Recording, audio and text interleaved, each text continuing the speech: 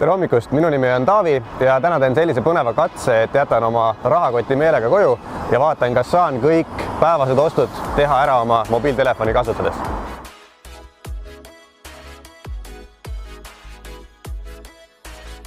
Mulle meeldib hommikuti käia Revalis, sellepärast et siin ma saan maksta M-taskuga. Mu pangakaardid ja kliendikaardid on juba rakenduses sees ja kohv on ka väga hea.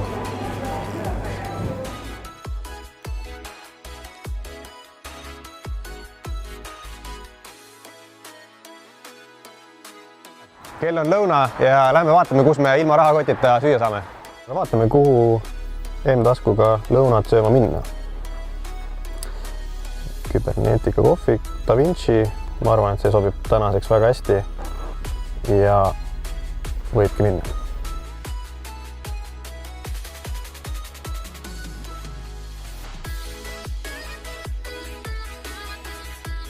Lõunapaus on läbi, kõht on täis, pool päeva on edukalt ilma rahakotita üle elatud ja tegelikult on päris lahe mõelda, et päriselt ka ei ole rahakotti kaasas vaja kanda.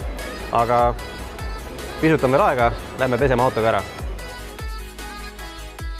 Nii Paldiski maantee mündipesulas kui ka paljudes teistes pesulates saab maksta parking äpiga, raha läheb otse pangakaardilt maha ja rahakotti tarvis ei olegi.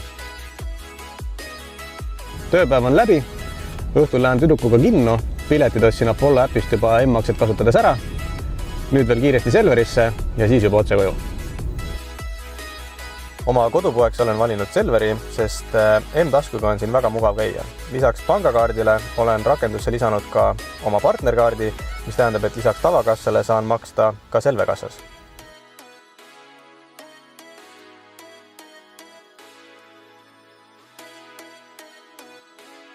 Ja nii lihtne see oligi.